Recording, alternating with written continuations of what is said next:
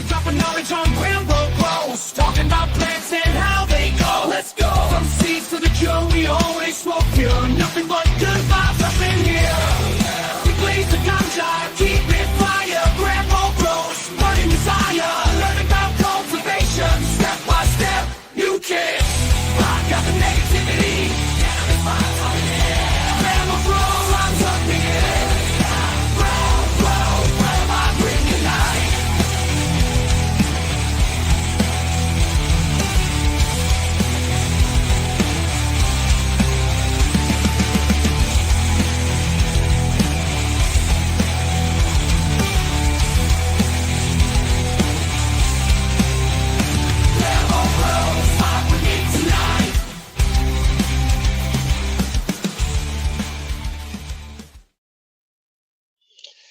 Nothing but good vibes up in here.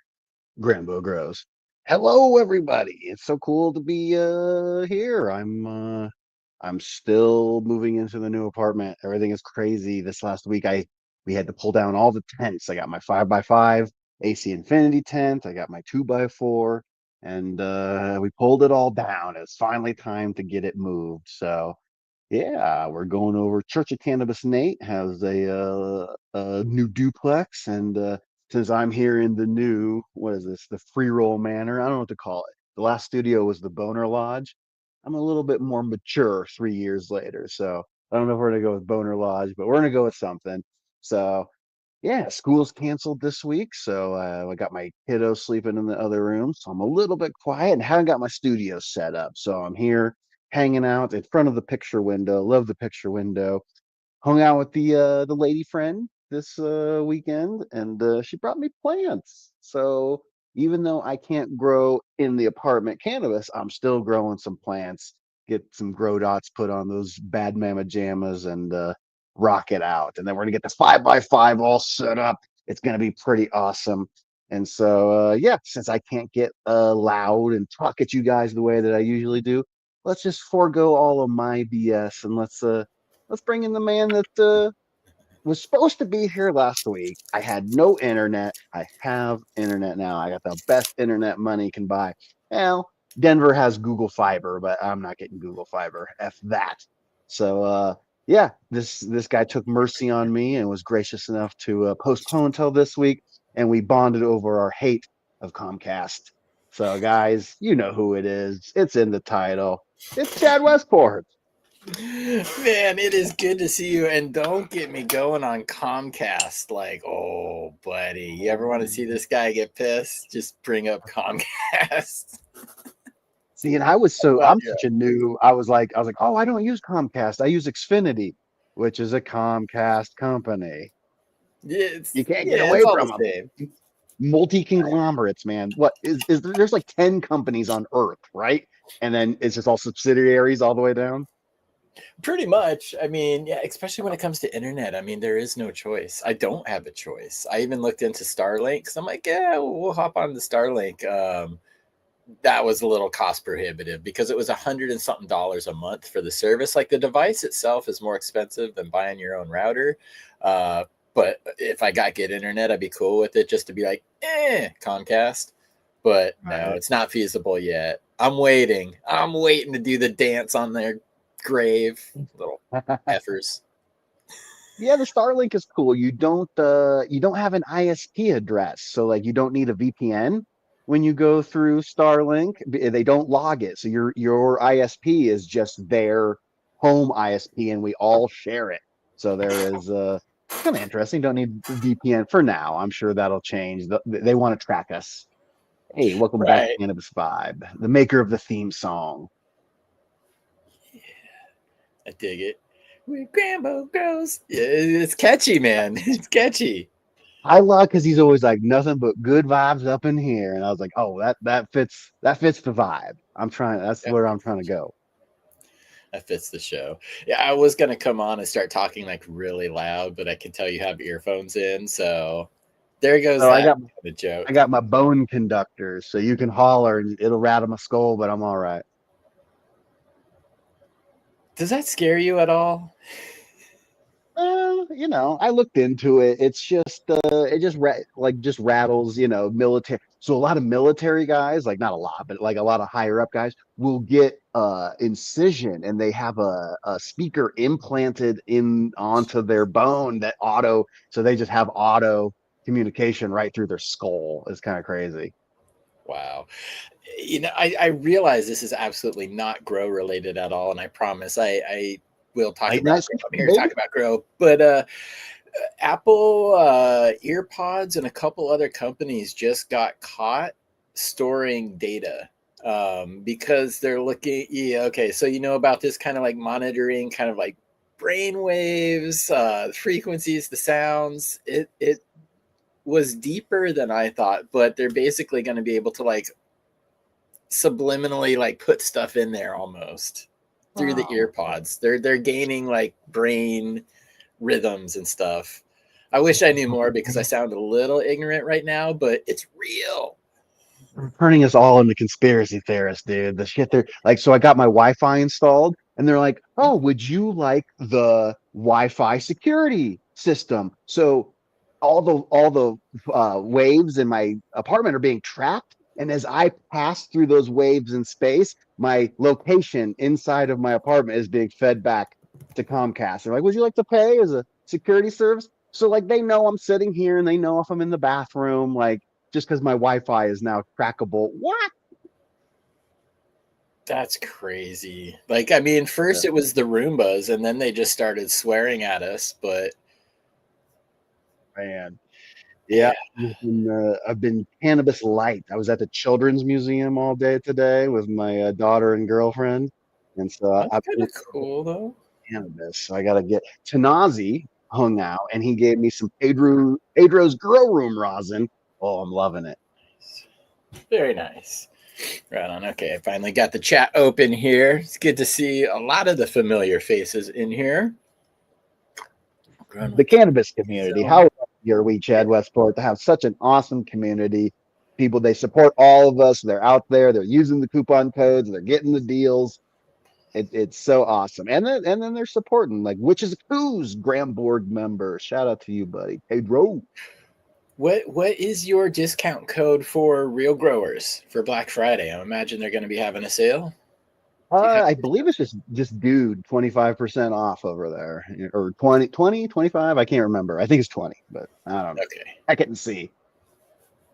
good deal. Hey to a It's fellow so Chad in chat. Chad Carroll, Chad and Chad. Yes, we've never met, but we share a name, so I'm always happy to You see get Chad. a show called Chad and Chatty. Yes. Chad Yeah. and Chatty. You know. Ooh. Yeah. Hell I'm yeah. picturing So like a 2.5 Men kind of vibe there. shark's blood, my friend, or tiger blood, which is I Your don't know. blood. I mean, what was she doing with a shrimp fork in her purse, anyways? I don't know. I'll always respect Charlie Sheen for giving me the line about going bald. He's like, "Look, man, the more hair you lose, the more head you get." Yeah. Good line. Fuck yeah. So what's going on, Chad Westport? What is No Joke November? People are already hollering about it in the chat. What's going on? Heck yeah. Well, so No Joke is a strain that I've been testing. People have been seeing pictures. People have been seeing grows for the better part of this last year. And November is when I released it to everybody, to the public. So chadwestport.com, you can go, you can pick up those genetics. You can pick up other genetics and other gear. But I love things that rhyme. Dude, look at you. You're slick. So yeah, if you just click store at the top, I could give you a tour of the site too, but that's the main page you come to. But I love things that just like rhyme, or like Nakatomi Plaza was one that I released a few years ago. And of course I had to release that in December. Could you not drop a Nakatomi Plaza in It's something a other Christmas than strain. December? It's a Christmas So strain. yeah. Yeah. And No Joke November rolled off the tongue. It was about time to release it. So I was like, yeah, No Joke November. So I've kind of been posting. I've got a lot of really good feedback from testers on this grow. And I've just been posting up their pictures. Like a lot of them have finished, harvested, and are now like finally smoking it. getting some good feedback on that. So that's what the No Joke November is all about. And yeah, there's a couple pictures there on the Instagram. It's so No Joke is a Westport grape juice, which is like my baby. And I crossed that with Kool-Aid Man. Kool-Aid Man is from Belief Cannabis, but it is a cross of Watermelon Mimosa number 10, which is from Lit Farms, and crossed with Belief's Creature. When I grew it, was the most trichome covered plant I have ever grown. And that definitely passes forward. Like Westport grape juice is tremendous trichome coverage already, but I can tell that Kool-Aid Man has just like kicked it up another extra little notch. So that's kind of the background and the lineage on that one. Yeah, I'm excited. One of the things that has given me this reset, like I'm doing a full reset. I'm growing at my friend's house. Church of Cannabis Nate is getting a place. He was my former roommate, and now I'm in this little apartment. I can't grow, and so he hit me up just today, and he's like, "Hey man, what genetics should I start preparing for?" And like it's been all day. It's kind of Christmassy vibe of like, I don't know. I'm not 100% sure. We always say check your weed privilege at Dude Grows. Lot of Yeah, good genetics right. in my friends, and I consider you one of the top of the list there. What we talked about getting some Westport posse going maybe the last time you were here.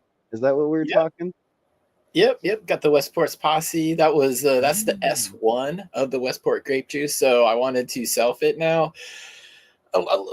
Kind of coming up and kind of learning, particularly about like selfing and like the S1 populations. A lot of times you would hear like, oh, it's exactly like, the plant that you selfed.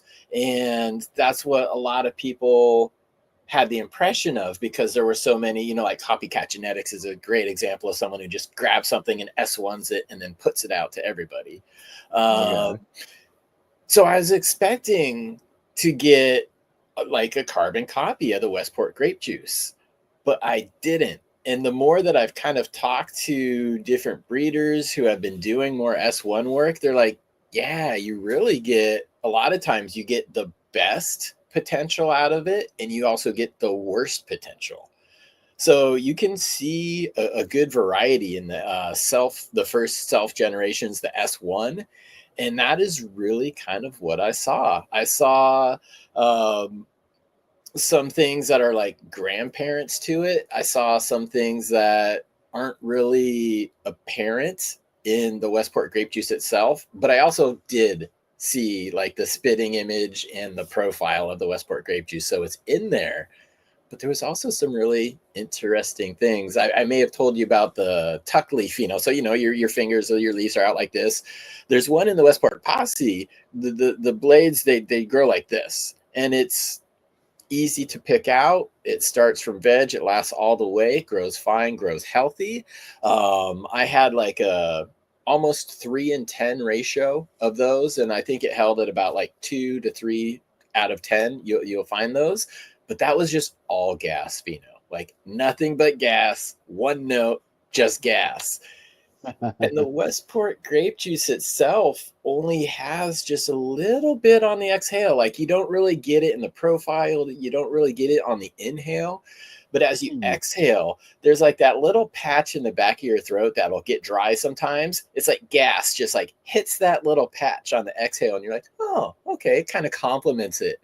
But that tuck leaf pheno, and plenty of other people have pulled that tuck leaf pheno is all gas. So that's where that trait is coming from in the Westport grape juice, but it's not identical. So yeah, Westport's posse, you kind of get a good range. And I did a video, it'll show you, there was basically 5 main phenos, show you what to expect as far as the growth, the bud structure, and the profile. So all that's documented for folks, because that's an important part of testing. It's huge, man. One time I had an episode where I just talked about like for newer growers, right? Like when we get strains that are like, there's a lot of the clone only sort of stuff. It's like you think like as you're kind of newer, it's like, oh, I'm getting the, whatever, the Gorilla Glue, or no, that's not a good example because that is it's pheno preservation, right? So it's not just that you're getting the genetics, you're actually getting the phenotype that someone selected you know, like the JR token Paloma, the juice cut of Guava Gator. You know, these genetics are amazing, but then it's the pheno that gets there. So having that documented, man, that is it's not easy. So you actually take the time to do that. Respect, my man. Yeah. And thank you. And that's, that's kind of one thing about like the clone only is like when I got my first clone, my first pro clone in the medical days in Washington, it was a Jack's Cleaner too. And I didn't really realize, that there could be such a variety, just like little nuances. Again, some things are like 98% of that other thing, but it's still not 100%. There could just be a little shift here or there with the way it looks, or the way that, it hits, the effects, the profile.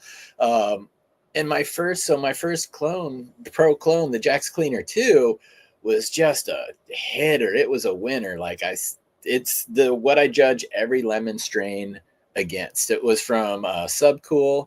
At that time, it was TGA Genetics. So this is 12 years ago. RIP Subcool. But fortunately, that medical dispensary had gone through like 100 of those seeds, and that was their winner. That was the one that they pulled out, and I didn't realize it because I came back and tried to get back to that same Jack's Cleaner with some seeds, and I just couldn't get there 100%. And that's when I started to appreciate that pheno hunt and those clone onlys, because somebody else did the work for you. So there is a lot of appreciation to that. And yeah, big up, Anthony. One of the things, between like the couple of years with I was always been a nerd for growing, but then once I got professionally into like talking about this every single day of my working life, picked up a lot of grow knowledge. And I feel like the final frontier is understanding genetics. It is the most complicated thing. I had Duke Diamond on here a few weeks ago, and he explained it to me so in depth. And at the end of it, I was like, all right, I think I understand. And then the next time I have a conversation with a breeder, I'm just like, I don't. Like, just like what you said, the S1, you'd think like that was always, I think he said like the F2, I can't see it. I can't even remember. The crazy generation. That's, where you get a lot of that variety. F1, it's usually like 50%, 25 and 25. Right. But we've reached a day and age where the genetics are so mixed. Like you could think about it as like dogs. There used to be purebreds. Now there's mutts. We're working with a lot of mutts. It's easier to predict a purebred off of what it's going to pass on versus the potential of the mutt, because the mutt has so much more potential. Like it can be 16 different things, whereas you may get 2 things from the purebred. And so that makes like modern day breeding tougher. Duke Diamond is a great example. Like he takes the time, he does it right. It's, like the pen and paper. That's kind of the level we're at. Whereas there are, like CRISPR, there are people with big money budgets that are doing breeder or marker assisted breeding. That's, that's using a computer. The best we have is pen and paper. There's no way we end you fighting. Oh my gosh, Duke, no. One of my favorite moments of that podcast. He goes, "Can I get to one thing real quick?" I was like, "Of course." He goes, "Nude fighting, how to win." Yank, yank the shank, buddy. He is a funny son of a bitch. I've been quoting him. It's like, you got russet mites, use CalMag. Always. Dude, so many stories from Duke. I love listening to Duke. He's freaking hilarious on top of all the knowledge. Like you get the best of both worlds when you talk to him. It's never just one. It's always a fun combination. But I learned a lot of things just from watching his example, and I do a lot of things just from watching his example. One of them being knowing about my strains intimately, being able to relay that to, the person who picks them up. Like he is the one who really, put that in the forefront of my mind. And I saw why it was so important, something that I fully believe in. And that's something that I try to do. Again, because you want to give people a good expectation for how much time it's going to take, how much room it's going to take. Is this even the profile you like? Are these the effects that you're after? So it's important to be able to give people that information. And I always say this too, anybody can put words on paper, but if you put words on paper and then people grow it out and they're like, yeah, this is pretty close or pretty spot on. And then they try another one. And this is what I encourage people to do. If you find a breeder where you were attracted to those beans because of the description, and then when you grow it, it actually matches that description, try that breeder again. If you see something else on the menu that looks appealing, because that is really a great way to find a good breeder. Because again, they're running it, they're familiar with it, they I get ethical, for a lack of a better word, because they want to give out good info and see people succeed. That's the long play. So that's something to look for. And yeah, Duke kind of put that front and center in my mind. Oh, yeah, dude. Yeah, it's one of those things that it's not necessary to know for your average grower, but I have like phobia is not a right complex around just like I was telling Scott I want to learn calculus. I watch this channel called Veritasium all the time on YouTube, and sometimes he just does episodes where he just like talks calculus, and then I feel like the dumb kid at the party, and I was like, I can't have that. So he's like, dude, learn chemistry. It'll be more valuable. I was like, oh. Yeah. You know what? If you're the smartest person in the room, you need to find a new room to be in, because you're never going to advance from where you are, and you'll get complacent and you'll get comfortable. You need to constantly challenge yourself. And, if you watch Star Wars, The Phantom Menace, the one that we don't talk about, there is that line, there will always be a bigger fish. So yes, keep this in mind. But mentioning science and chemistry, when anybody has asked me what is like, because I went to school for sustainable agriculture and like small farm systems. There are cannabis related colleges out there, nothing that's actually like accredited or worth a damn, really. It's all about the connections and the networking, which can be beneficial and sometimes is worth paying for to get into the industry. But the one thing that I always recommend when people ask me, like, should I go to school or what can I do to help get into this industry? Chemistry has always been my answer. Because when it comes to like the future and it comes to like big canna and it comes to like well-paying jobs, it's the extraction, it's the isolation, it's the remediation. If you know your chemistry, if you know how to do those things, you've got job security and you're going to be getting paid much better than probably the head grower. So yeah, get that science. Chemistry is so nuts. I remember the first time I learned that acid doesn't burn you, it's dissolving your molecular bonds.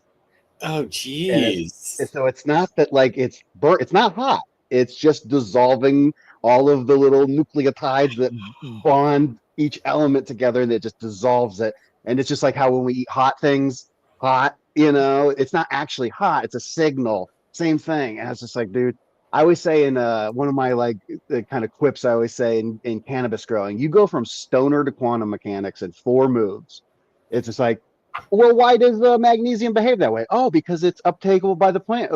Why is that? Oh, because the stomata does this. Why is that? Because cations go through molecular exchange with the root ionosphere, and ions are exchanged between. Oh, okay. Yeah, it's a Richard Feynman, Feyman. I think it's the 6 easy steps or 6 easy things. Like that's how you go from stoner to quantum mechanics in like 6 easy steps, dude. That book seriously like changed my life. I still don't understand it, but I'm fascinated by it. Quantum entanglement. There's like new experiments. Quantum computing in and of itself, like F. Schrodinger's cat, we already know. There's a lot of cool stuff you could geek out on in life, man. You just have to find it and be interested in it, because you can. That's why most of us are here in gardening too, But yeah, being a stoner helps lead to these types of things. Definitely. And definitely, it's what I was telling my girlfriend this weekend, as we were talking about. I met her at the DGC Cup, so she's super like into the grow. Her brother's a grower, and so she grows normal plants. She showed up with all these plants. Like she gave me a plant with eyebrows on it. It's so cute. Oh, Isn't that's that awesome. Yeah, it's the a wandering Jew plant. I'd never heard of it, but damn, it's beautiful. Yeah, it's got the like cool variegation, the cool coloring going on. But that's a winning cup right there, or a winning base. She's So awesome. But I was yeah, telling her how, like, when you scratch the surface of someone that's a grower or at least a serious cannabis community sort of person, usually you're going to find an ailment of some sort of trauma they're dealing with, some sort of physical problem, whether it's physical, mental, or a combination of the both. I think we all find like it, we get focused on this nerditry of like cannabis and like growing the best and dank and perps and everything. But it is medicine. And it's one of those things that as we progress forward, I hope that's like us being loud about this stuff has an effect. Because one of the things that I think rich and or powerful people like to get into the mind of all of us is that we don't have any power, right? It's like, I can't do anything. But the deep secret is we have all of the power. When people get really pissed off and unify against Comcast, you know, there is, but we don't unify in that scenario because you have no choice. What you actually have no choice. But if you, as we are going through this burgeoning cannabis thing, we know what's going to happen. Big money's going to come in and it's going to knock some heads around. But as long as there's people like you, Chad Westport, like Duke Diamond, like all of the content creators out there that are busting their balls trying to get this information out, it really is like, make your voice heard, man. That's my favorite thing about legalization. I put my daughter to bed and I sit here and talk to you about cannabis with no worry. There's no worry that CPS is going to show up. And so getting loud is, it's a privilege, and I know a lot of people are in prohibition land, but still hit up your congressman, do something. Yell. Absolutely. Yeah. Cause that's, you just hit the nail on the head as far as like CPS and children. Like that's one, another reason, or another time I get mad sometimes is like the whole like corporatization, like on your 5 o'clock news of 420, they all come with their puns, they all make their silly jokes and all of this stuff. And it's like, bro, there are still kids in the United States being removed from their home because of this. Yeah. Like, yes. It was cool to celebrate 420 when it wasn't so cool. But now we're like celebrating it sometimes, just like it's so cool when I just said cool like 5 times. Sorry, guys. But it's still a real thing for people. So, yeah, sorry to get off on that tangent because that's another one where I get a little passionate about, like with Comcast. I'm also passionate. I'm off of CPS and Comcast, the Comcast Protection Service. Motherfuckers. And no, when I was at the Emerald Cup, I kind of got not angry, maybe a teeny bit salty with a guy who was selling shirts that said "Make weed illegal again," and it was like a hipster, like, it was so much cooler back then. And I go, man, I left my birth home. I left Des Moines, Iowa, because I knew I was going to get popped. Everyone around me was getting popped, and I left and I uprooted everything I had and known to come to Denver. And so I would say I'm a cannabis refugee. I have no regrets about the decision. I have a much better life here in Denver than I had in Des Moines, but it's bullshit. Not everyone has the gumption. I had the freedom in my life. I didn't have kids. I didn't have any serious work obligations. I could pick up and do it. But my friends are still out there in prohibition land, and they're suffering, and the walls are closing in as the police budgets are going away. It's like the cops got to spend that money. My girlfriend lives in Kansas, and for like 22 miles, when she crosses that border, she's all puckered up, and it's a nightmare, and it just sucks, man. So make weed illegal again is not something I can get behind. I know, because it's like, again, it's like a cute saying at the surface level. Because we're like, yeah, damn the man and like screw these corporate things. But it's like, you've never suffered the consequences of weed being illegal. That's pretty clear by you just wearing that shirt. I had my door kicked in and police officers draw weapons on me and my family and tear everything down. And, maybe legalization isn't perfect.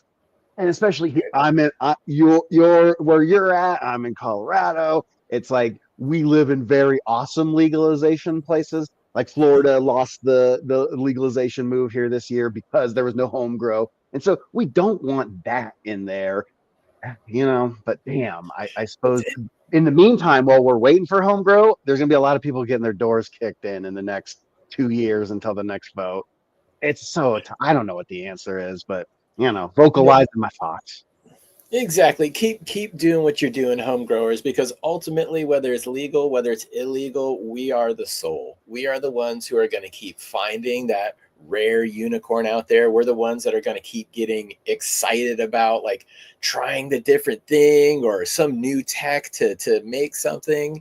I think you said nerdery earlier, but that's a perfect word, because we really are the soul. We live for this plant. This plant has benefited so many of us directly. Like, it is a part of my life. My life would be, I don't know what it would be without this plant or going forward without it. But a lot of the people who are going to be very successful and make millions of dollars off this don't give a S about it. It's another commodity, and that's fine. So why can't we just treat it like tomatoes and celery and all those other farm products that are commodities? People need to be able to grow it themselves. So yeah, the home growers are going to be the soul. I hope something federally happens, because that's going to make the big difference. But that also brings in a whole slew of potential problems, because the states like Colorado, Washington, we legalized at the same time. We have much different laws on the books, and we always have. So if it goes federally legal, is it going to be the states that get to determine it, or are we going to have a one size fits all framework? That's probably the one size fits all framework is probably when all of the big pharma, all the Anheuser-Busch's, that's when they figured out how to make the single dose serving, and they've replaced the tax revenue that the states are getting from all of us currently. So it's headed that way, but who cares? Keep growing at home. There's a popular product here in I don't know if it's popular. It seems to be being less popular as I don't see it around as much. But they don't have like cultivar names. They have like, it'll just say like ease, and this one will be like wellness. This one's called energy. And it's just scary. It's the worst, dude. It's because of what made me think of it when you said like the single dose cannabis. What is that? That is not a thing, doesn't exist. Cannabis is not alcohol. It is a very personal thing. It's very personal. I don't have any clue how you feel like on weed. I'm pretty sure how you feel like on a few beers, but I really can't put myself into your unique cannabinoid system. Weed affects, I know from me and Scotty Real hanging out every day, weed affects us way differently. He gets gabby and forgetty, and I get quiet and remembery. Remembery, I love it. It's true though. I mean, that's why, honestly, in my opinion, it's not federally legal yet, is because the companies that have the lobbyists that are going to profit the most, they haven't figured out that single dose serving. Like you said, we all kind of know how one beer is going to affect person. We all kind of know how one shot is going to affect person. And you can almost treat that universally to the point where they have a blood alcohol content to where you can't be above. But when it comes to cannabis, we're not there yet. I can take 100 milligrams and be fine. My buddy who actually smoked tough, 5 milligrams and he's floored. Doesn't make sense, but we're this, same difference there. So I think that'll be the key to it going like fully federal legal. And that's going to come down to that scientist and that chemist working their distillation and isolation. So guys, go to school, be that person, make billions. Especially here's another angle to that. Shout out to C Bunny here. You'll see C Bunny 2 is her and Mr. Gannick's Instagram accounts were deleted this weekend. So they're starting back from zero. So if you guys want to go follow C Bunny and Mr. Gannick's 2, they were deleted. How many of our friends, man? It's around the corner. Like, I always think of it like this. This is the town square, man. Like, you can't, I'm not going to take a soapbox and go stand up in my actual town square with a bullhorn. I'll be arrested. This is the town square. We get on our soapbox and we talk, and you can't have people just delete. Like, we've commoditized speech, and this is how we talk, man. It's so, I don't have to tell you as a content creator, getting your message out there without getting it kneecapped. Don't say herm, say self. Don't say hash, say concentrate. Don't say, get out of here. And then meanwhile, you're getting served ads for THCA weed, fake terpenes, all this stuff. What? How am I getting taken down and you're getting paid by the worst actors? Yeah. Yeah, well, I think you just said it, getting paid, getting monetized. That always Oh, helps. They we're don't seem paying, to. bro. Dude Grows, we subscribe to YouTube Premium. It's just like a Hail Mary.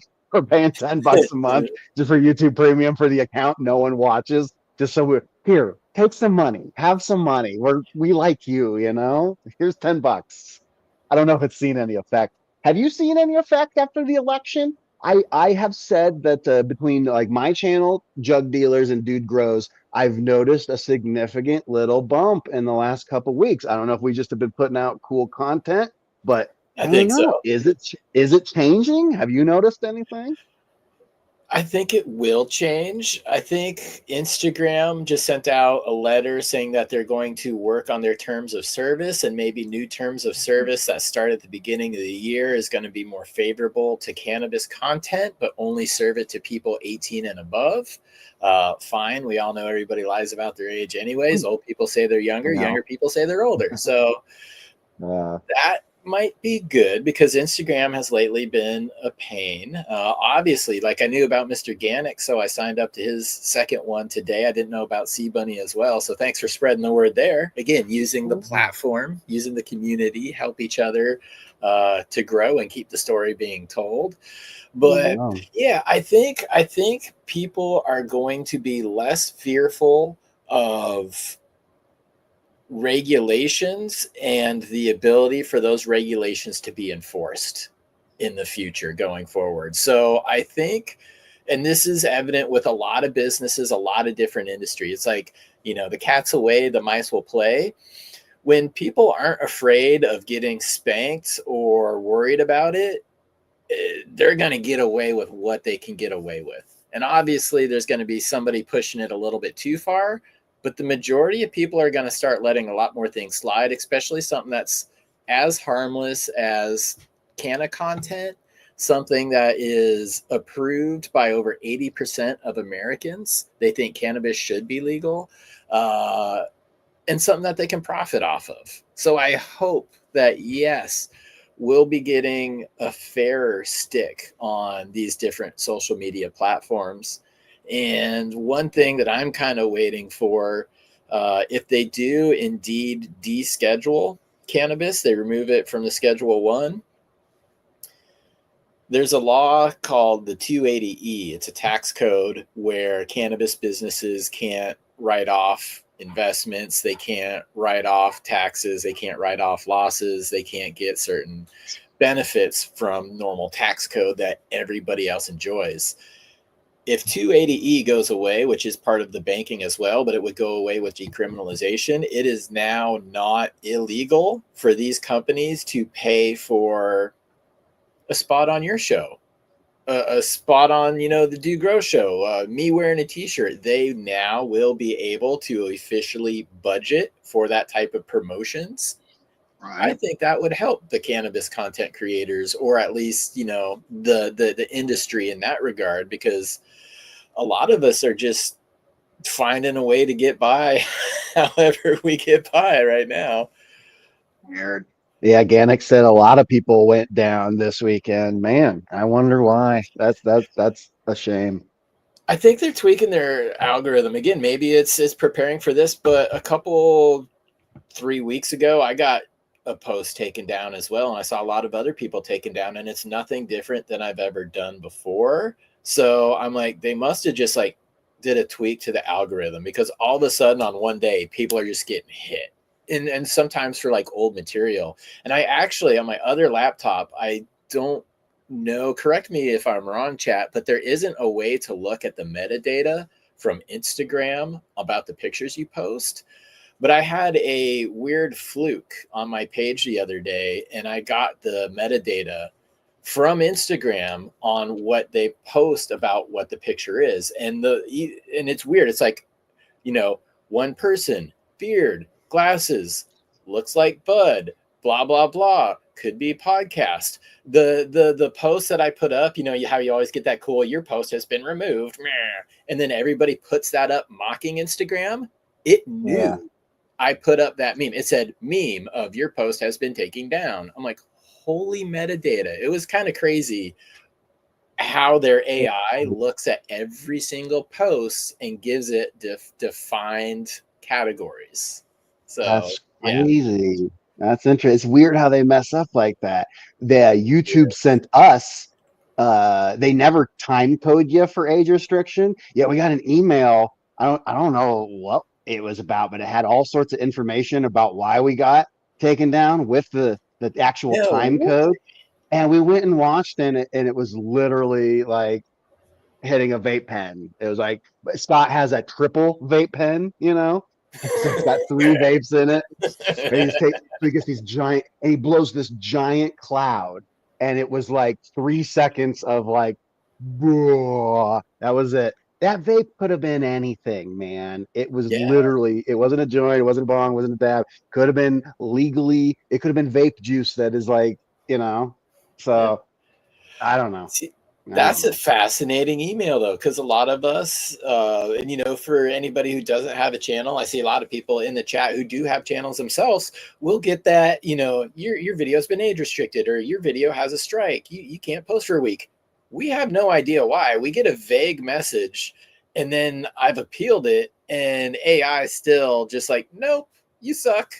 Like, and it's also, I always like to clear up, because I'll always get the messages or the comments that say like, well, it should be age restricted. It shouldn't go to people under 18.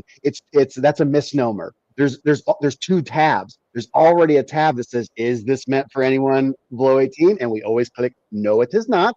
And then the age restriction is actually like subscriber gating. Like your thumbnail, if you're not logged in and have selected, I'm okay with dirty material, they blur your thumbnail. All of our playlists, if you log in on a naked incognito account and you go look up any of our channels and scroll through, you'll just see blurred out thumbnails as if like we're showing porn or beheadings or something. That's not cool. That's not cool. It's like watching freaking Skinemax late at night, trying to look through the little lines. You're like, ooh, I see it. No. Yeah. So what we're actually thinking about, just content creator to content creator, so two gals gabbing here, is we've noticed a lot of the the Mr. Canucks of the world that are like, and Strange Show and all these guys that are moving up. They flash the warning for the first opening second, like not. And I wouldn't have thought that would have moved the needle. But I'm just seeing like every channel. So I don't know. We've been talking about trying it, seeing if it helps at all. I don't know. I mean, it's not going to hurt, but it won't win you an appeal either. Like it's if the algorithm catches you, and that's the one thing. It's so inconsistent as far as who gets punished and who gets caught, who regularly doesn't. And you mentioned Mr. Canuck. Can of Cribs is another show that I bring up. Like, how in the F do you guys not get age gated? And I talked with Nick Morin, one of the creators from Can of Cribs, because I seriously, I made the comment of like, so like, how do you guys get away with it? Who did you have to pay to allow that? Because their content is phenomenal. And all it shows is just the most gorgeous, massive grows, like things we all want. And he said, that nobody got paid, but it was how a little bit kind of like how they did editing. And I'm wondering if it's just duration, because like sampling, you go to audio, we were talking about, Vanilla Ice got in trouble because he used 8 or more seconds of the David Bowie line. There's a certain like cutoff to where it goes from like borrowing to stealing. And I almost wonder if YouTube is like, yeah, you could show the bud for 5 seconds, but if you show it for 7, we're catching you. But I just, again, insurance guy says they live in Canada. Well, Strange Show lives in Denver, and he's showing a little bit of bud here and there. And you can check in the description, if you click show me more and scroll down, it'll show you age restricted by YouTube, blah blah blah. And so, yeah, I monitor these things. So interesting thought. He's in Canada, but I don't think so. Dude's in Canada. We don't get nothing. Hey, shout out Ames. Go. There's Yeah. another fellow content creator. Go check out Yeah. Ames. Hope stay safe out there, buddy. Thank you so much.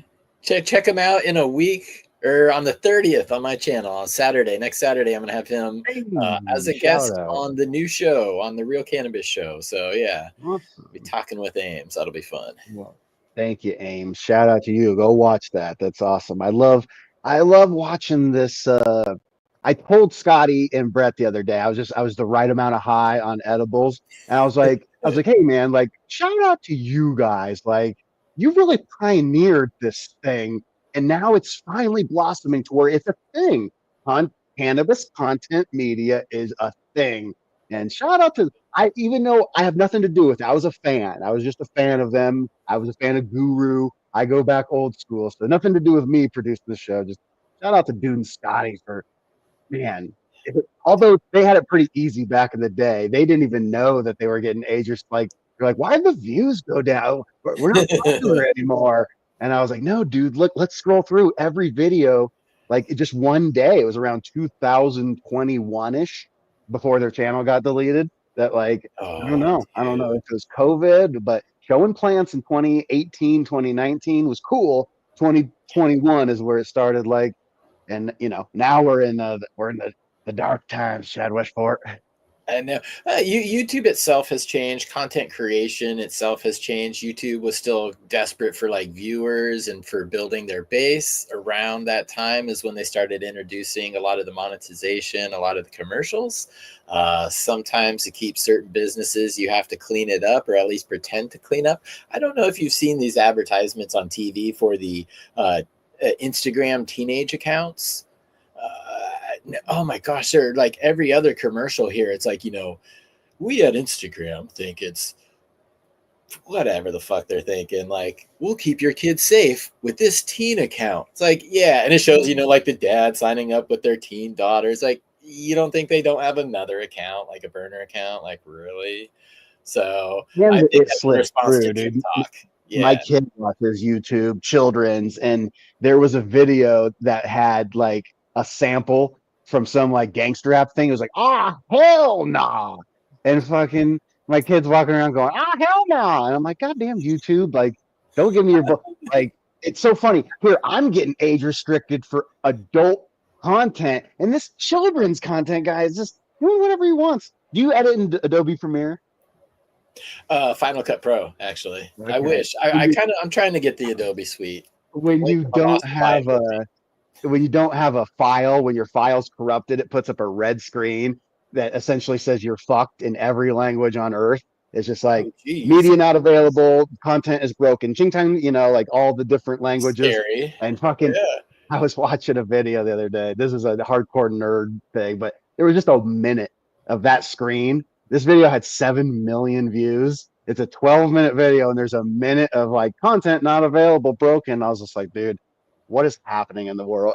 I just a YouTube nerd, and I was like, we make good educational content about a plant, and then the people that actually advertise to children, they're doing whatever the fuck they want. It's nuts. Yeah. Well, most of us have known it since an early age. Life isn't fair. You got to find a way to do what you need to do. And most of us, are.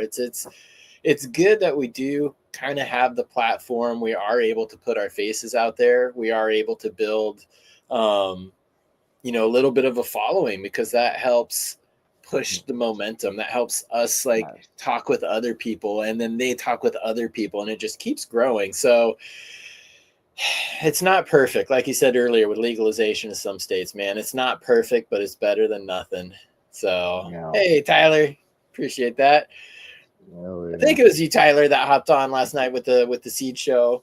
And dude, here's a perfect example. Doing the seed collector show the other day, just kind of had an open invite for anybody who wanted to come show, favorite packs of them. And Tyler came on just to talk and BS, and he had a wonderful looking tent. And I saw him, like, we're all, we've got all our boxes up, and we're almost like 2 hours into it. And I see him go over to the tent and start to show the plants, and they're budding. And buds are usually what the algorithm picks up first versus like leaves, unless you have the obvious serrated leaf there, but just kind of leafy stuff, it tends to miss veg. But he had that, and my instant natural reaction was like, crap. I removed it from the screen because I didn't want to get age gated at that point of the show just for showing this plant. But he had lovely plants in there, and he didn't know. Okay, so yeah, it was you, Tyler. Tyler, do not apologize at all. Like, please do not. That was rad. I do shows where that is the whole point. I want people to come on and I want them to show their garden.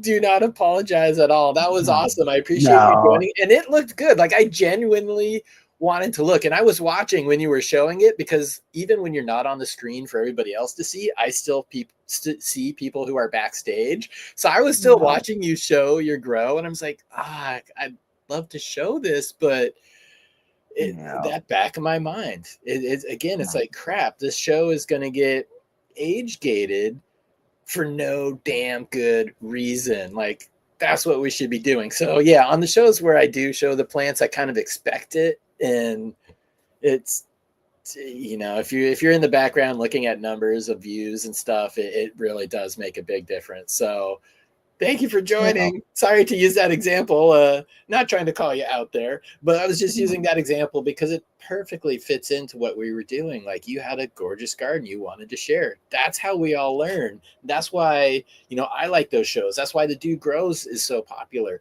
We show gardens. We see other things. We see how people grow. And there's things that, you may have always done, or I may have always done, that the next person never thought about that. And I even get that as a host sometimes. There's been guests on there where I'm like, wait a minute, what the hell is that co-hanger in the corner of your tent? He's like, well, it keeps it from going in when you close the tent. And that's something that breaks most of the oscillating fans. I was like, so I've been growing for this long and I've never seen that, never heard of it. You're, in your second year of growing, and you're like, yeah, that's just what you do. That's why we show plants. That's the beauty of it. So, we need more of it. I wish we didn't get spanked as much for it. I do believe it's going to change. YouTube doesn't want to do this to us. They're covering their ass. Scott will always be the first person when I'm in the back end bitching about, because I'm the one looking through the things like, and he goes, Grambo, they've given us a platform. We have a television studio here in the bakery. Like, they've given us a platform, because this is the thing. It's not even, it's easy to look at it and be like, oh, they're acquiescing for the money. It's another thing, like, oh, or the views, whatever thing, that you're trying to get after it, the money, hilarious. Join the Dude Grows Patreon, realdgc.com. That's the only way we make money, but that's the only way I make money. And so but it's really like, also like, they've given us a platform. They've asked us to do these things. Like if you just don't break their damn rules, they're pretty good about it. Like, we do the Dude Grows DGC Shorts channel.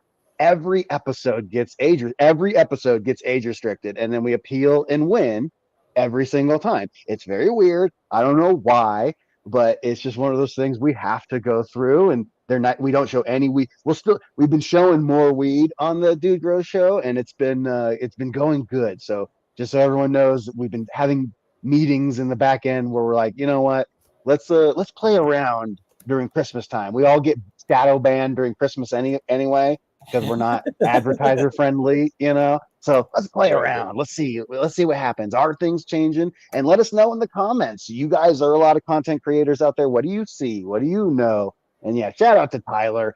It's a game time decision too, right? I've shown stuff.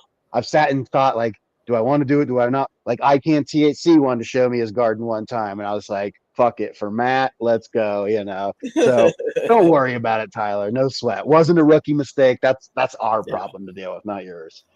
Yeah. And again, that's things that it's like, why would you think of it? Why would you think there's no reason? Why would you worry about it? Yeah, because we all know that feeling of like, I always watch my graphs, and I'll always see the graph first before I even see it was like, why did views flatten? I go, age restricted. Oh no. Dude, I have a funny, I screenshotted it once because I had a video. It went like this, and you can get timestamps on it. And I got the email, it was age restricted. It literally flatlined. It literally did. Whoop. Nope. I was like, oh, that's so hard. And that's not just on our end of like, once again, to reframe things of like, oh, they're greedy for views.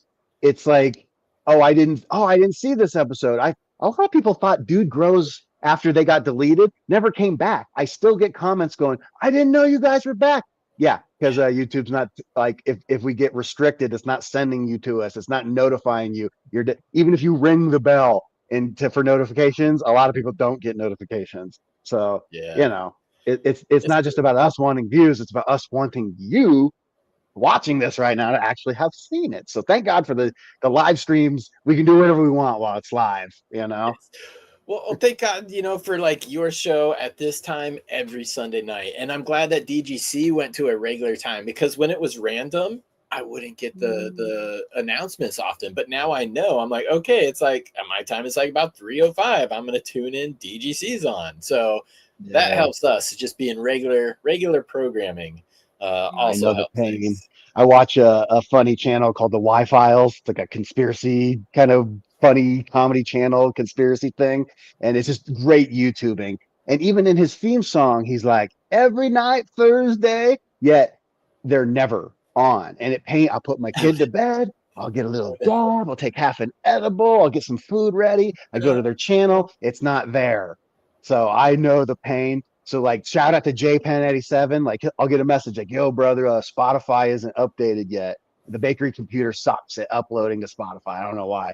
And so shout out to JPen for hooking me up. Yeah, a lot of the cannabis community is big into, because I'm not a conspiracy theorist. I just love Y-Files because it's a great show. But shout out to Hecklefish. Listen, people.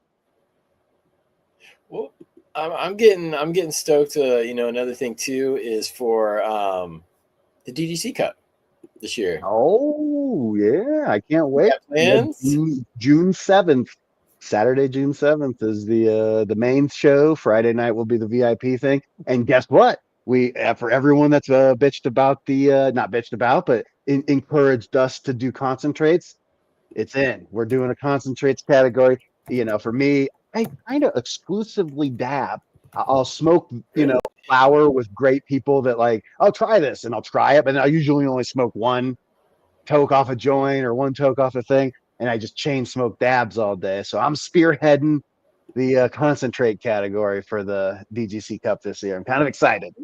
That's good. I hit up Scotty the other day. I don't know. We could probably be a spoiler. I'm going to be on the DGC show soon, so we'll be seeing each other shortly in another week or so. But I hit him up because I'm like, dude, what about like a creators cup? Because there's a lot of content creators in that area and that show up.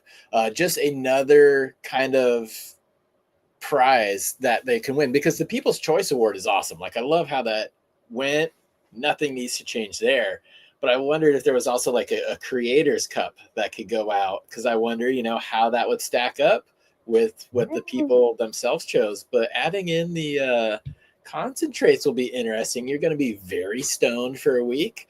But I was also going to put a bounty out too with the no joke. Like, I want to put a bounty out. If anybody is going to the DGC Cup and you enter the no joke and you win with the no joke, I have a cash prize for you and you will have seeds for life. So that's a bounty on the DGC Cup this year.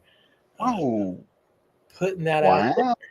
And I'm going to send some beans over down to Scotty for you guys to get out to some of the DGC. But yeah, I'll be getting them out to me, Chad Westport. I'm in, because that would be interesting. I'm immediately thinking it's like, well, you'd have me, you, Scotty, dude, ICANN THC always shows up. I mean, right there. And one of the things, Banner, of course. Yeah, exactly. Almost everyone I know is a grower and a creator. So I should just be listing my friends. But also, you get a lot of requests. I know a lot of people ask, like, hey, what's going on in your garden? What's it like? They'd love to taste. I'd love to taste your weed. I'd love to taste ICANN's weed. Like, what's going on? We all have different growing styles, and I'll see you at the Cup, brother. That'll be fun. Yep, I'm looking forward to it. I still haven't seen that footage of the long run across the grass when I saw you from across the field and I came up and I right in the camera. I was Scott missing that got footage. the glasses that have a camera in them, you Oh know, no. Oh and so he no. bought it for his garden, so that way when he's like, working in there, he can grab footage and then I'll chop it up for him and everything. But yeah, one of us will be wearing that throughout the DCC Cup this year, so we'll get some interesting footage. Because the cup videos, dude, the one from 2 years ago has 675,000 views. It's like insane. And then last year's video got age restricted immediately because, of course, it still got 60,000. So it's Okay. interesting. Like it's I've been noticing a little. Like I said, I've been noticing this change. Like there's an age restricted video that still went. Mhm. Oh, that's interesting. I haven't encountered that before, really. Yeah. Well, everybody does love looking at plants and everybody does love looking at buds. And that's, one of the reasons why I think that video did so great. I think it was like your top 25 or your top 10 entries in Yeah. that video that hit like 600K. And I'm like, yeah, I mean, I still, Uh, dude, I don't really like Leafly because I don't think their information is that great. But I still cruise it for nug porn and I still look at that oh, stuff. So, mm. it's Funny, fun. funny fact about that video that did really well. I see didn't fully understand how like the rendering out process worked, and it's in 240p. Like T40p. that's the resolution. That's the max resolution. 240p. Number one comment that we get is, "Was this shot on a potato?" What the fuck? Wow. Yeah. Yeah. Sorry. I was having some fun in chat. I've gained a new fan, but that's okay. We're all good here. Yes. We're all Oh, love. get out Um, of here. yeah. So, some things change. Some people are interested in things. Yeah. Why not give it to No. them? So one of the things I wanted to talk to you about is like there's a few like genetics is one of the last frontiers that like I'm not really understanding. When I think of growing in Chad Westport, one of the first things that comes to mind is dryback. Why is that, Chad Westport? Why when I think of you, do I think of dryback? I was on the DGC talking about dryback with Scotty. We had an episode there, and it was, it really kind of depends upon your growing style. Like that's another thing that we hear, and I always say whenever you are taking advice from an expert, I hope that the word "it depends" is somewhere in their answer. Because with dryback, it definitely depends. So just in general, dryback, nutrients become synthetic nutrients, salt nutrients become a little bit more consolidated in the soil, in the pores when there is a little bit of a dryback. You give them that splash, and it's kind of almost like can be a little bit of a hot shot. It's a way to kind of crop steer and really drive uptake of nutrients into the plant. So if that's your growing style, you can still do it with rock wool as well. You typically with soil. It can have advantages. You run a higher EC, electrical conductivity. But if you were in a living soil, the microbes really depend on the moisture. And if you dry back a living soil, that can cause problems with the populations of the microbes. So that's kind of where the "it depends" comes with the dry back. It depends on what medium you're in. Also, really depends on how you're feeding it. Again, organic growers aren't going to be doing drybacks. I haven't met one that is, but synthetic growers, some of them that are really driving it, they're doing it. And it's a way to get a little bit extra on your plant. But again, you also have to know what you're doing because you're playing with fire there. You can burn your plants or you can cause delays in the growth if you don't get it right. So, yeah, it's another fun tool. So yeah, I specifically asked because cocoa, right? I'm a Scotty Real disciple. My homies back in Iowa got me set up on peat back in the day. I could never figure out why I could never get it wet. It's like it seems like the water just runs off. I'm confused. I now understand very well what was going on. But so I became a cocoa kind of guy. And so, yeah, like if I'm growing in cocoa, what do you suggest as far as dry back? Like, what would you do as far as like, is it, like, do you go as far as like weighing your pots? Do you just go by feel? Do you go by the color of it? Like, Yep. what advice would you have for the cocoa growers among us? Because Yep. that's always where my mind's at. I'm being selfish right now and asking a question Yeah. specifically for me. No, I'm perfect. I mean, a lot of people are using cocoa, and that probably is one of the more mediums where you can do it because typically you're going synthetic. You nailed one of the first ones right off the bat. The color, the top of the cocoa, top of the soil is going to be a little bit of a lighter brown than that darker brown. The weight, yes, you can lift it up. You don't necessarily want to get it too dry, but the advantage of doing with cocoa is the read off. So if you are getting dry back and then you're watering in and you're getting some runoff, you can accurately measure the EC of that runoff to find out what the EC of your root zone is. So that will help you adjust your feed next time because you're usually feeding every time with cocoa, some amounts higher than others. That's why we look at the EC.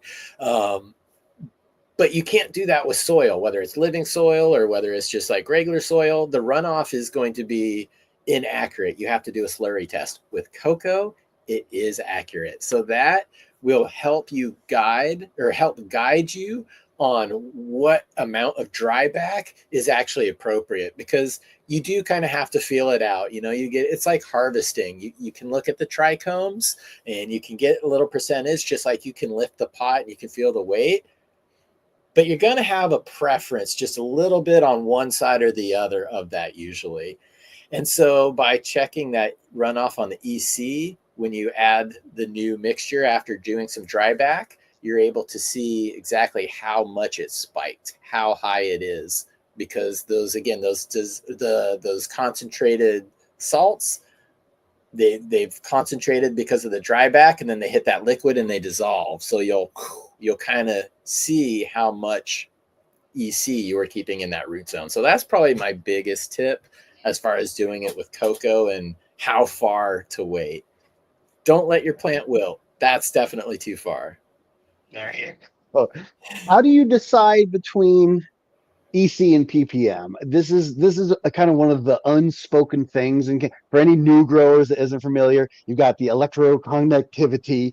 Mostly it's salts, so they'll run a charge through it and they'll see how much resistance is there through the water, and that'll give you your, PPM or your EC. What makes, is it just because I know like a lot of the, like I've noticed there's a lot of cool kid sayings like around jug dealers. They'll always be like, oh, OG Kush, they don't like their feet wet, meaning they don't like sit buckets, And so there's all these terms. Is it just cool kid talk? Is there advantages to EC as far as it? What are your thoughts on EC versus PPM?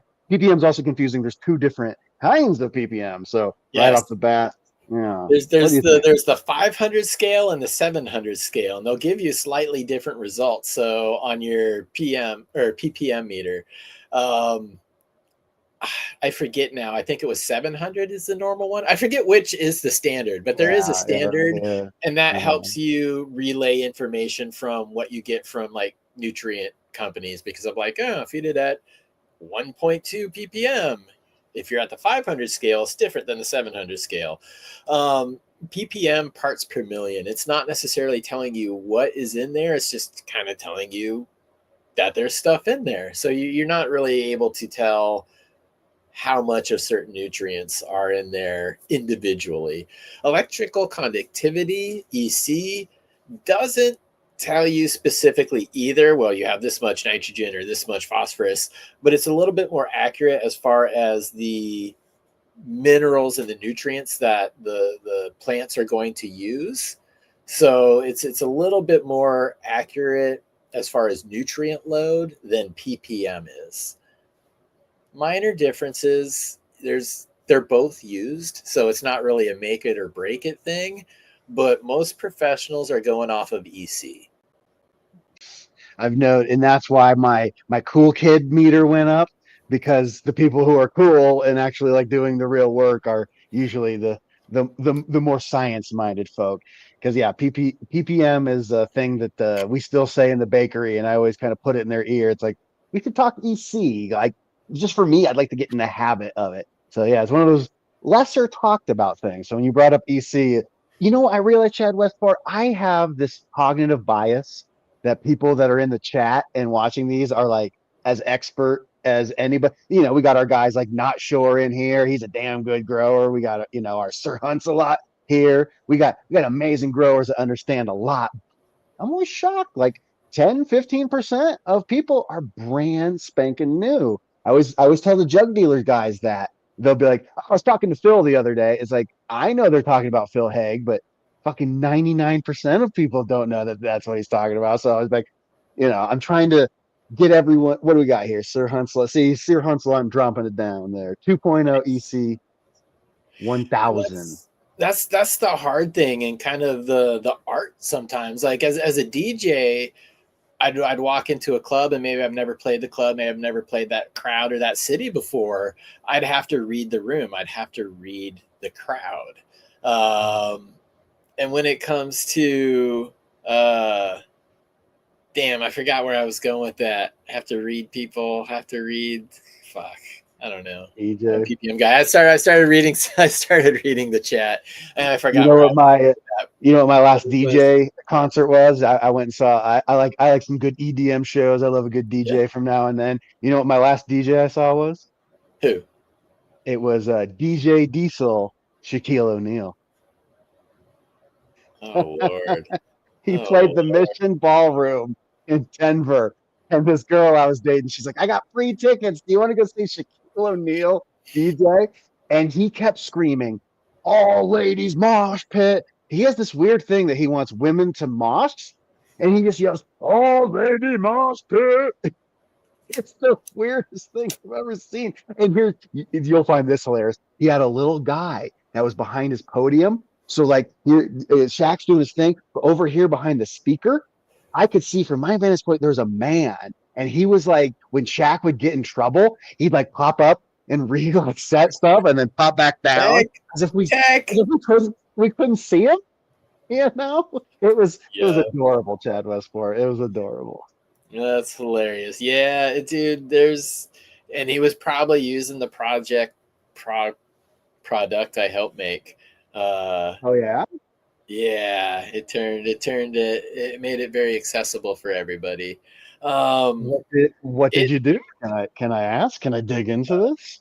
Sure. Scratch Live, Serato. It's a DJ software that changed the industry. It took, you no longer needed to use vinyl.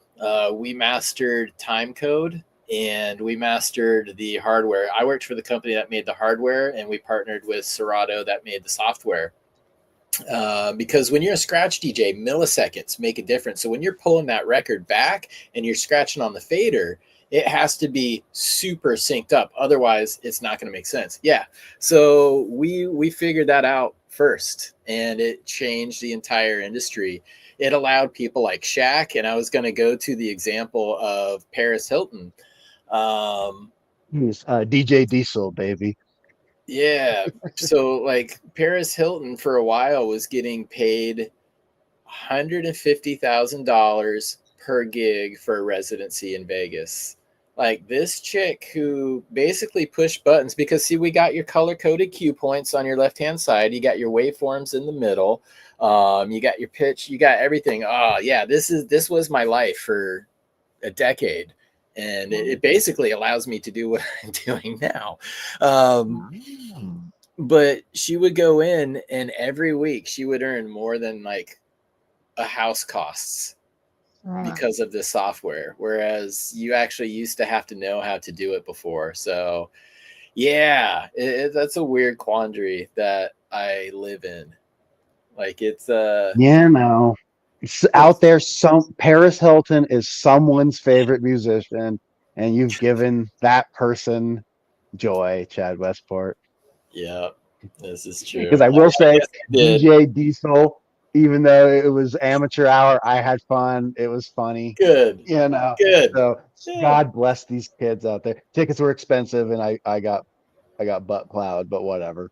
I dressed like Batman. I had a Batman cape and cowl with like blinking lights. I get silly. You know what I love about talented people, Chad Westport, is that a lot of times they're multi-talented. And I just learned something. I just learned that you're smarter than I even thought you were. I knew you were a smart guy, but like I was just telling my girlfriend this weekend. No bullshit. I was like, people can be smart. I don't really believe in smart and stupid. Like I'm brilliant. If you put me in my element, you make me work at Jiffy Lube. I'm a moron.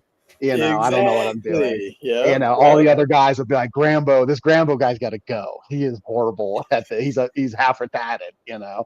And so, yeah, it's but cross-disciplinary intelligence. When people understand high-level thinking on multiple planes, I really respect that. So, yeah, you just went up a whole another pantheon in my brain, and I think a whole lot of people in chat are going nuts right now. Like, holy shit, Chad Westport, you're like, you do things. Respect.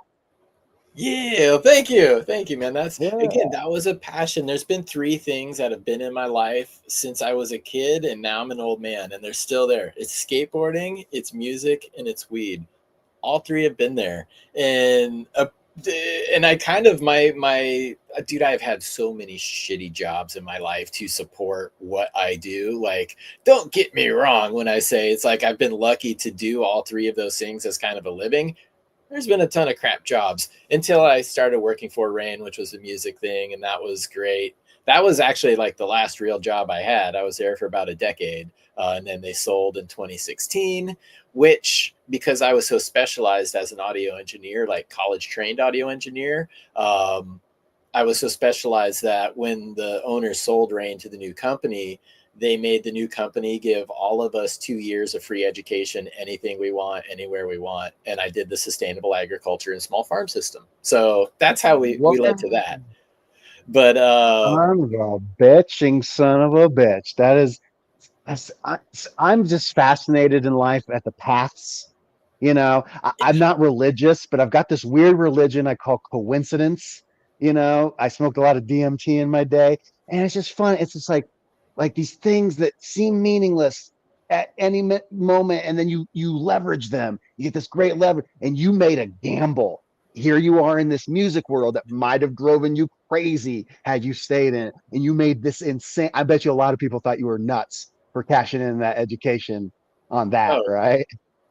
Yeah, I mean, it was, but I was getting old. It's like, I can't stay up till like 4 a.m. every night keeping up with these people. I used to, like, sometimes, like, I'd usually get like a headline slot. So a good like headline slot is 1 o'clock. But if it was like a larger rave, like a big deal, a good headline slot is like 3 a.m. That's the only time of the year I drink Red Bull. Like, that stuff actually works on me because I don't drink it. But like, if I had like that 3 a.m. time slot, I'm like drinking Red Bulls at like 11, and I'm freaking wired by the time I get there. But it's like when I was younger, it was skateboarding, and I was sponsored for skateboarding. I had the flow. I worked on that. Huge part of my life. And I got kicked out of school because of, like, I was the skater, I was the punk, I was whatever, and I had to go to this alternative school where the year before I got there, Toyota gave them a $30,000 grant to build a music studio. There was a kid named Jeremy Green who was graduating when I got there. He was the drummer for Modest Mouse. He passed away this last year. RIP to Jeremy. He taught me how to use the studio equipment because the music teacher didn't know how. So that's where I got into the studio and the music aspect. And then skateboarding and music, a lot of people who grow really good weed. So it's like, they've always been there. But when I was younger, skateboarding was easier. In my 20s and 30s, that's when you just rage, and DJing was a great time. But I'm over 40, so I'm glad weed is doing it for me now. It's more age appropriate for my body. It's no joke, dude. I'm over 40 as well. And I was like, I felt strong as fuck at 41. I've been working out. I was feeling good. So I started jujitsu and lifting and doing all this shit. And I popped me a hernia. That's some old man shit, Chad Westport. Bro, I did you one better. I got double hernia. But it was from snowboarding. So I was doing jujitsu, and jujitsu hurt, but it was snowboarding one season because like the super big jumps, like I'm not like Shaun White X Games throwing like the super spins and nothing. But dude, you go off like a big enough jump and you land and you just yeah. So I got So some mesh going on down. You got the mesh. Did you get surgery? I did. I had to get surgery. Yeah. It didn't solve anything, but apparently I had No. more things that were going on. Okay. And then, of course, like the year after I do that, that's when all the class action lawsuits against like hernia mesh surgeries come out. So I'm just like, great, that was a good move. Yeah, I got this fucking piece of plastic in me rolling around. When did that happen? This was probably like 2015, 2014, because 2016 is when rain ended. And I had, first time in my life, I had great insurance is when I worked for that company. Like that company was beyond anything that I've ever experienced. I learned so many lessons. Like I am lucky to have ever had that experience working for that company. But I had fucking fantastic insurance. Like I hurt myself all the time because it was another one of those jobs. It's like, if you had your work done and it was a powder day, I'd be like, I'm going snowboarding. And they're like, cool, have fun. Wow. So I had good insurance and I used it a lot. I remember the first time I learned, like I didn't break something, but it was close to a break. And I would just, like popsicle sticks and whatever, because I never really had insurance. They're like, yeah, you got to go get it checked out. I got the bill. It was only $100 for like an x-ray and everything else. I'm like, dude, I'm going to go do some crazy crap at the skate park next time. If I only have to pay $100 for this stuff, let's go. Hell, that's awesome, dude. Yeah, I was also I wasn't sponsored, but I was also a big skateboarding dude myself. I still call tray flips 360 kick flips. I come from that era. Yep. The tray flips. All the kids make fun of me when I say 360 kick flip because there's like, you mean a tray flip? Like, get out of here with your cultivar versus strain. Totally. Yeah. No, it's fun to see where that's turned out, though. Who was your favorite people? What were your favorite videos? I was a big Zero guy. I love fucking, the Zero crew. Jamie Thomas. Doing that at the end of the 16, the Hollywood high or the Hollywood 16, the leap of faith. The leap of faith, dude. The leap of faith. Dude, ridiculous. Yeah. I've got a Zero board hanging up right over there too, from that era. It's the Marilyn Monroe. I really loved Zero because of Jamie Thomas, because he was going huge. Anti-hero though, like I was in Northern California at that time when I was working at the skate shops while I was putting myself through audio engineering school and living in my van while doing it, showering at the damn gym because I had no money. Anti-hero was great because they were always like just kind of like, dude, we go to the skate park, we sleep in the end of the pool, we wake up, we skate, we get drunk, we set it on fire, we do it again the next day. So I like the anti-hero guys too. It was fun. Fuck yeah. Yeah, no, those old skate videos, like fucking, specific for me, the Zero video with the homeless guy, where he's just like, I astral project. I travel through time. I can't explain it. I've been quoting, like, I'll just tell people, it's like, dude, I astral project. I travel through time. I can't explain it. No one knows what the fuck I'm talking about. I've been waiting 20 years for someone to get it. To finally get that. It reminds me of one of my favorite like skate videos is probably 411. Hell yeah. CCS. I get that catalog and flip through. California Cheapskates. My man. Guitar World, CCS, and High Times were the three magazines that I had on the ready in high school. Yes. Useless Wooden Toys was probably one of the first VHS skate videos that I had saved my money to buy. It was by a company, New Deal. They just had like a 30-year anniversary a couple of years ago, so they're old. But Useless Wooden Toys, and it starts out with this homeless lady walking down the street like, I never had a skateboard. Like it was great. My man Drew here in one of my favorite modern. That's how old I am. Cheese and crackers ain't modern by any stretch, but to me, that's modern. I'm more modern. Chris Haslan, I think. Yep, Chris Haslam. Like he's one of my favorite, dude. Like the if you're into skateboarding, and you don't know type cheese and crackers skateboarding, and it's a good time. And unique skateboarding.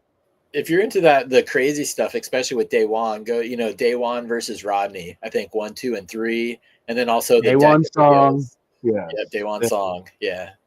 It was me and my girlfriend were driving down the road just today, and there was a dude all by himself, just rolling through, and I caught, and he did a nollie 180 reversal kickflip and landed it, and I like, she didn't see it, and I just went, oh, and she like got scared. She's like, what was that? I had to tell her. I was like, oh, I was a huge skateboarder my whole life, and I blew out my ankle when I was like 25, and I just had to stop.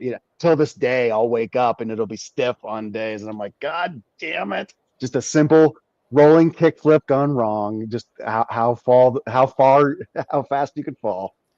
Yeah, dude, I've definitely done the ankles. There was one time really bad. It was at the Redmond skate park, but I couldn't run for a year. It took me 6 months until I could step off a curb with confidence. Like I literally could not run for a year. And then as soon as I could, I got back on the skateboard. If you haven't used the skateboard as a crutch in your life, you haven't. Like a cane. You hold the top truck like a cane and just hobble yourself down the road to try to find safety. Yep. Yeah, so many awesome references. That's cool that everybody watching too is doing a little bit of skating, doing a little bit of BMX. But yeah, Bones Brigade, growing up with the Bones Brigade, man. Those were. I always want to shout out Dude's kid. Brett's kid is like a high level BMX mountain bike like champion kid up there, and I don't know how to say his last name. Dude's got this weird like Siedenbakken or some fucking weird shit. So I always want to recommend people to go watch him, but I don't know how you find him. Just Aiden S. He is on that level. He's on the level of like you're risking serious bodily injury on every run. Like he's doing big stuff. He's doing wild stuff. Like he's throwing it. So that is cool to see. Yeah, because again, just the level that people taking it to. Every generation has to go one up the previous generation, and we've got many generations down the road. It's like it's literally like the kids that grew up made Tony Hawk real. Like Tony Hawk like won all the insane stuff you could do in the original Tony Hawk games. Yeah. Like people are doing that. Oh, like slide kickflip into a 5-0 out on the same rail. I saw what's his fucking name? The best fucking dude right now. I can't believe black guy. Nigel Houston. No, fucking not. He did. It was like a 15 stair set that he fucking board slid up. Oh damn! Okay, yep, I've seen so that much too. Speed. He went, oh my God, I can't believe I'm blanking on his name. I follow him on Instagram because I think he's just the most handsome dude. He lives the life I want to live. He's just like good vibes, out living. He's got girls. He's running around. I was like, oh, I love this guy. I love being a skater. It was great. And then you know what the skater's theme song is? Yeah, theme song for skaters. It's by Winger. She's only 17. 17. Yeah, unfortunately. So it's when you get older and go to the club. I had an open mic joke about that no one ever knew what the fuck I was talking about. Just how funny it was that like they were so not ashamed of that. It's like she's only 17, and then it's like reiterate. Not only are we not ashamed of it, we're really blasting it out there. I know, right? Right? Yeah, dude, I've met some awesome skaters too. Yep, Winger. Oh man. Fuck yeah. Well, Chad Westport, I don't know how 90 minutes has gone by already, but we did it, brother. It was fun. Thank you for the conversation. And we could keep this going hopefully soon, another time in the background, talk about some more of this social media stuff. I sent you a video the other day that's got me thinking a few different things. So we'll see. I told High C about that. We're always talking. I told him, I was like, bro, I'm the pivot king. I just pivot. Whatever. What I gotta do? I don't know. I was a graphic artist for a long time. I was making posters and all sorts of stuff all around town. And then just one day it just went away. And don't cry for me, Argentina. I'm doing fine, whatever. And eventually I'll be put out of work again. This will all go away, and We'll figure out the next thing. We'll start shucking oysters, Chad Westport, with screwdrivers. Yeah. Shucking We got to oysters. constantly evolve. And, Yeah. anybody who's been involved with cannabis long enough knows it's always a game of constant evolving, whether it's hiding from the cops, whether it's getting that next cultivar or learning something new. If you don't evolve, you die. So, yes, always keep working. Never stay stagnant. They call us growers, plants, and hopefully as people as well. Yes. Hell yeah. So we talked about it a little bit earlier, but I'm sure a whole cast of crew has popped in and out of here. What's going on? Should people head over, find you on Instagram at your chadwestport.com? What's the thing that you would like to get people, everyone in here knows who you are right now, but a couple thousand people will see this over this. Where should they go to find more Chad Westport and more Chad Westport gear? I appreciate that. ChadWestport.com really is the best place to find my gear. You can get links there to the YouTube. You can get links there to my Instagram. Instagram is chad.westport. YouTube is Chad Westport. So those are really the three places to hit me up.